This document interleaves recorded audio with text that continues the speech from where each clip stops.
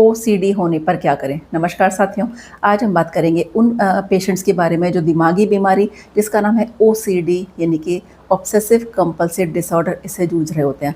साथियों, इस बीमारी में दिमाग के अंदर एक अनवांटेड फियर क्रिएट होता है, एक डर का अनुभव होता है। इस डर के चलते हुए आप किसी भी एक टास्क को रिपीटेडली करते चले जाते हो।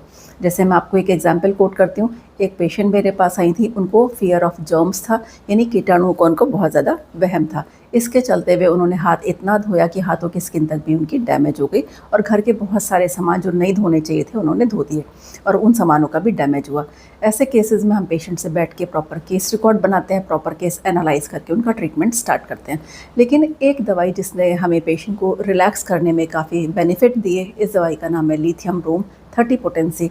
4 बूंद सुबह 4 बूंद शाम को देने से पेशेंट्स को काफ़ी रिलैक्स हुआ, ओसीडी ट्रिगर करना काफ़ी कम हुआ और पेशेंट बेहतर हुए। धन्यवाद।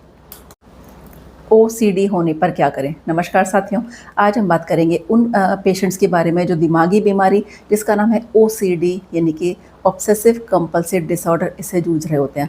साथियों, इस बीमारी में दिमाग के अंदर एक अनवांटेड फियर क्रिएट होता है, एक डर का अनुभव होता है। इस डर के चलते हुए आप किसी भी एक टास्क को रिपीटेडली करते चले जाते हो।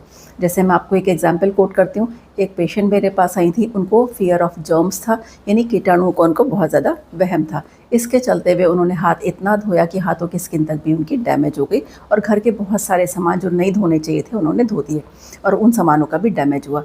ऐसे केसेस में हम पेशेंट से बैठ के प्रॉपर केस रिकॉर्ड बनाते हैं, प्रॉपर केस एनालाइज करके उनका ट्रीटमेंट स्टार्ट करते हैं। लेकिन एक दवाई जिसने हमें पेशेंट को रिलैक्स करने में काफ़ी बेनिफिट दिए, इस दवाई का नाम है लिथियम ब्रोम 30 पोटेंसी।